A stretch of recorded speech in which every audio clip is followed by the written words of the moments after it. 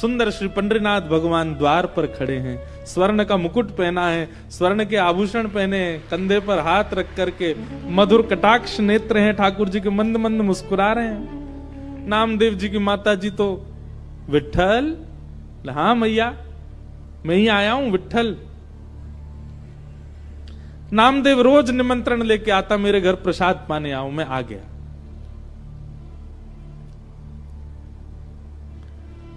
नामदेव जी की माता जी ने चूल्हा रात में चेताया, खूब बढ़िया बढ़िया प्रसाद बना करके ठाकुर जी को अपने हाथ से पवाया। इतने में ही घंटे घड़ियाल बजने लगे, 3:30-4 बज गए, सुबह के मंगला आरती का समय हुआ। ठाकुर जी ने कहा मैया जल्दी करो। बोले क्या हो गया? अब आपको मंगला में जाना है? बोले मंगला में अब मैं तो व्यवस्था करके आया हूं वहां पे, लेकिन मुझे आज तक तो मैं दर्शन देता था काकड़ा आरती में, मंगला आरती में, आज मैं दर्शन करने जाऊंगा। मैया बोली क्या करूं? बोले काली सौल लेके आओ। और मैया सौल लेके आई। ठाकुर जी ने अपने मुकुट उकुट उतार करके, आभूषण उतार करके, और काली सौल में बढ़िया स्वयं को लपेट लिया, किसी को पहचान में नहीं आवे। कारे कारे तो ठाकुर जी हैं, काली सौल और ओढ़ ली। अब तो निकल पड़े, दौड़ के जा रहे हैं देखने के लिए नामदेव कैसा लग रहा है मेरे स्थान पर खड़ा होके।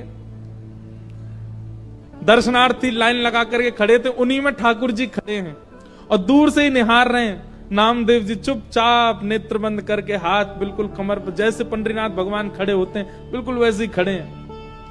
और ठाकुर जी दूर से ही देख करके नामदेव की बलियां ले रहे हैं। आहा मेरो नामा कितना अच्छा लग रहा है।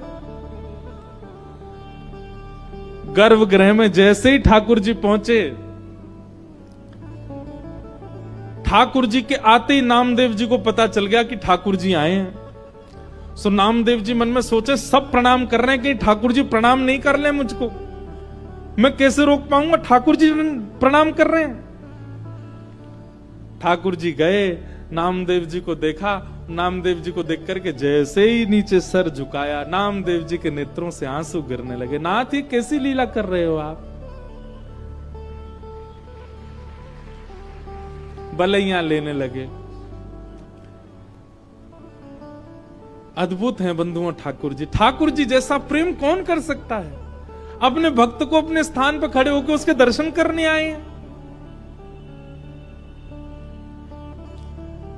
पहले तो खूब बलैया ली, और फिर उसके बाद ठाकुर जी बोले ए नामा तुझे नोच के भाग जाऊं? तू जोर से चिल्लाएगा, पंडित पुजारियों को पता चल जाएगा।